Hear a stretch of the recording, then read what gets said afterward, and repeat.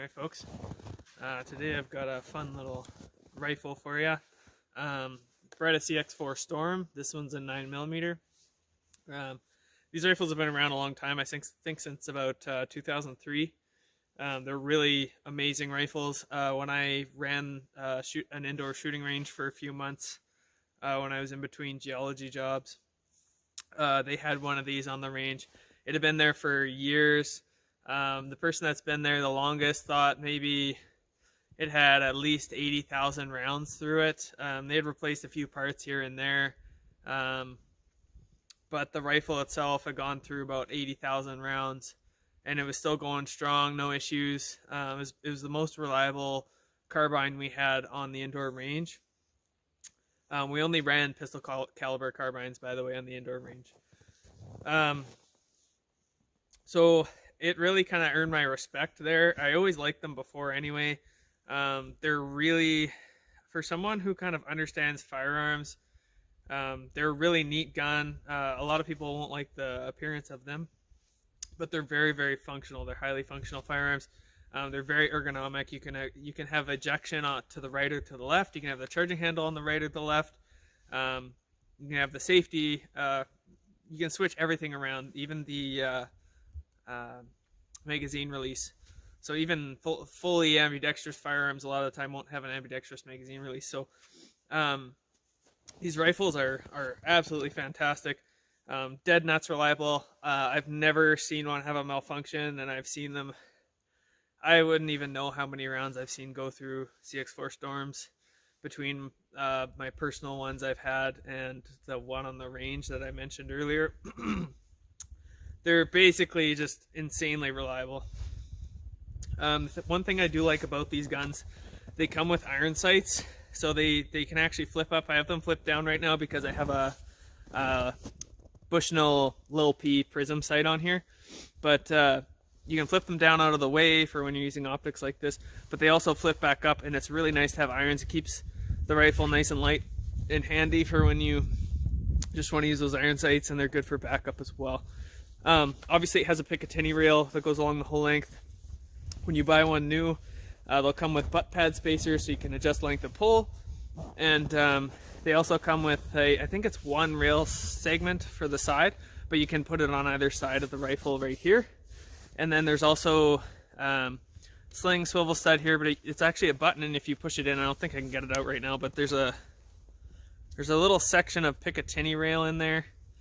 It's kind of hard to get out. But anyways, it shoots out just underneath here. You get about that much Picatinny rail. Just enough to add like a flashlight or a laser or something, or if you want a forward grip, you can do that too. There's another kind of rail section that you can buy. It actually cups around this, and it gives you three, one underneath, two to the side rail sections. So it's a really cool firearm. I have the charging handle on the left-hand side because for me that's the most ergonomic. When I reload, if I need to run the charging handle, all I have to do is go like that. On this side, I've got the bolt release right here, just like a pistol. That's the bolt catch release, whatever you want to call it. And then magazine releases right there, and it's got a cross bolt safety. Okay. This little thing sticking out right here is just kind of somewhere to rest your finger. I believe it's for on the full auto version to keep your hand away from the fire selector. So these rifles take Beretta 92 magazines. I prefer any metal magazine to a Glock magazine. When I ran that range for a while, I saw a lot of Glock failures, and it wasn't the actual pistol that was the problem, it was the magazine. The magazine catch, which is this little cutout right here, that's what holds the magazine in the rifle when you put it in. On the Glock mags, they're actually polymer, and it would actually wear away after a while, and the magazine wouldn't seat in the pistol properly. Even if it stayed in the pistol, it wouldn't be the right height. And sometimes they just shoot out the bottom. So that's one reason I don't like Glocks very much, and I don't like carbines that take Glock magazines, because I just don't like Glock magazines. It's a personal preference, and it's based on my own personal experience. Your experience may differ. I just go with what I know. So I do like the metal mags. I like the 92 FS mags. And here in Canada, we can have up to 10 rounds in them, which is fun. Where I live, I can hunt with this. I can hunt deer with it. Anything up to a deer, basically, would probably be ethical. I wouldn't go after an elk or anything with this.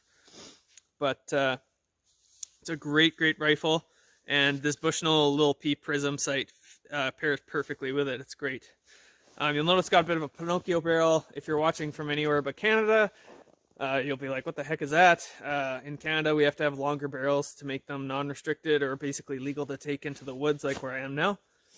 So this is a 19-inch barrel. Our laws for a semi-automatic, you have to have an 18.5-inch minimum length. So, but because the magazine is basically in the pistol grip, it actually sets the action a little bit further back, and you get a shorter overall length than, let's say, if I had a JR carbine. The magazine, would be right about here, which means my barrel would be all the way out to there. So, really cool little rifle. I have a few pop cans set up here, so let's go shoot them. Hopefully you can see.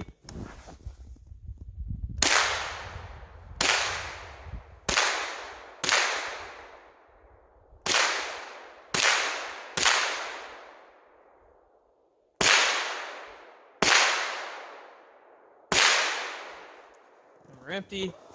Bolt locks back every time, and you can either charge it like by hitting that. I have a magazine in right now, so it won't actually go, or you can hit the bolt release to bring it home. Okay.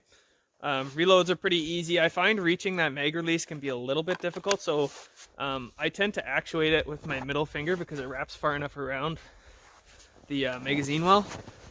So I'll actually actuate it like that, and magazines will come out. So overall, a really cool rifle. If you want a pistol caliber carbine, they're amazing. I don't care where you are, they're great rifles. Really easy to take down. There's lots of videos on takedown. But for instance, the Ruger takedown carbine breaks in two halves. This one, just by design, breaks in two halves. So it'll actually come apart right here. This whole upper part, forward part slides off. And then you just have this little lower part in the back right there. So it's actually, by design, basically a takedown carbine, which is cool. Wasn't meant to be like that, but just meant to be easy to take down. The takedown pin is right here. That's it. That's all you have to take out, and it just slides apart. Very simple. The bolt is just one big hunk of steel, basically. Pretty heavy, so it gives you a bit of a recoil impulse every time it goes back. But yeah, awesome, fun gun. Let's go do some more shooting with it and have some fun.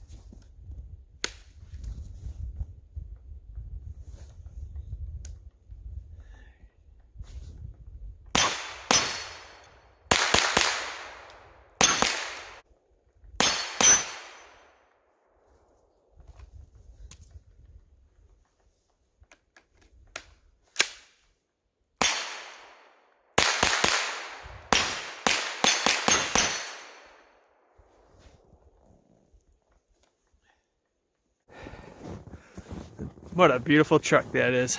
Mazda B4000. Great reliable vehicle. What a beautiful day in the woods to go for a walk today. Oh, we've got some cans sleeping in the middle of the road there. Let's see if we can sneak up on them.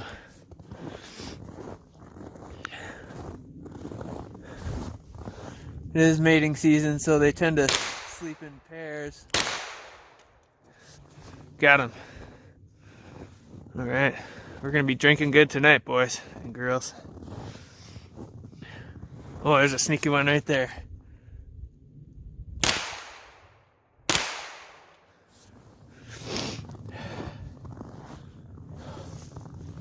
Now watch out for those pop cans. And the beer cans too. Beer cans tend to be a little bigger around these parts.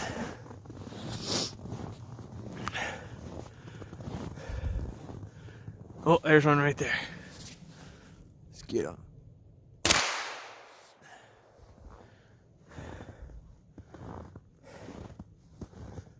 Alright. Now there's some more pop cans hiding around here somewhere.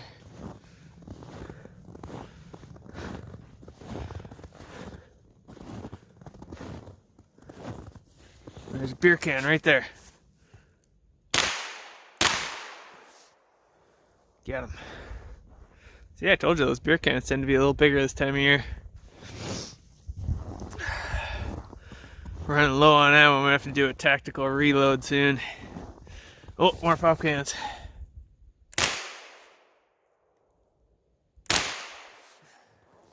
Get him. Better hit that gong too. Oh, time for a tactical reload, boys and girls. Hillbilly reload. Gotta bring the magazine out from my pants pocket there. Alright. Now there's at least one more hanging around here somewhere.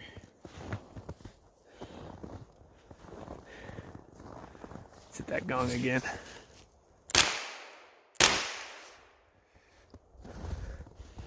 Don't ask me how you miss a gong from that range. I don't know. Oh, there's a pop can sleeping right there next to the target.